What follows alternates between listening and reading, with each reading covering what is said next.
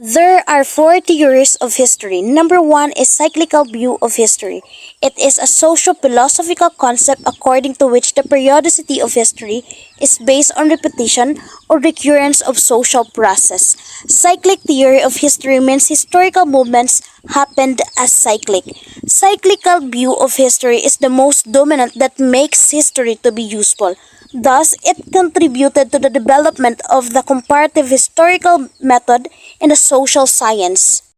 Giambattista Vico, the Italian pioneer thinker, supported this theory and considered historical movements as cyclic, and he argued that it has four phases, which are the age of God, the age of hero, the age of men, and lastly, the age of new barbarians. Historians believe that history moves in a circle. Every event has a starting point and a climax after that downfall. This process begins again and again. They hold that rise and fall of civilization and dynasties confirm this nature of history. And then let's proceed to the second theory of history, which is the linear view of history. The view elaborates that the time has a beginning or creation and a progress in a straight line through God's dealings with man or after creation till their current and to an end fulfillment or the second coming of Christ. It explained that history has a direction and history is meaningful. It is the idea that history is always moving forward from one phase to the next. Linear theory shows how history is always moving forward and that everything happens for a reason, and as a result, it often called as the progressive theory. And then let's move on to the examples of famous supporters of this theory. Karl Heinrich Marx, a German philosopher, critic of political economy, economist, historian, sociologist, political theorist, journalist, and socialist revolutionary supported this theory because it best describes how history is always moving forward and how industry and culture reflect each other in the development over time.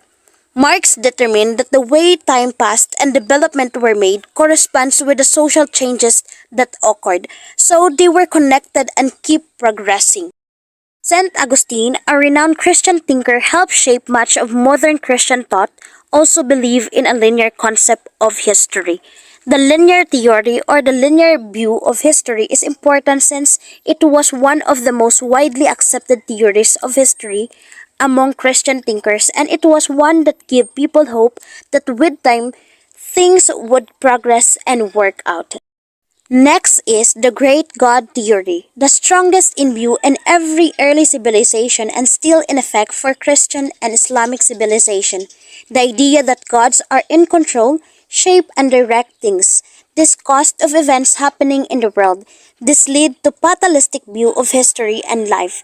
Time is often seen as cyclical or not important.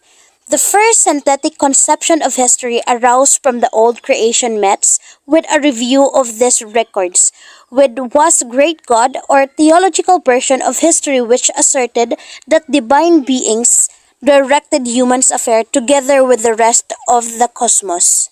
And lastly, the great man theory. This school of thought espouses that the great leaders are born and not made. These individuals come into the world possessing certain characteristics and traits not found in all people.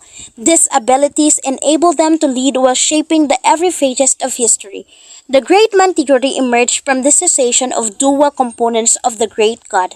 The immense power attributed to the gods become transferred to and concentrated in some figure at the head of the state, the church, or the other key institution or movement. This exceptional place personage was supposedly endowed with the capacity for molding events as he willed or set.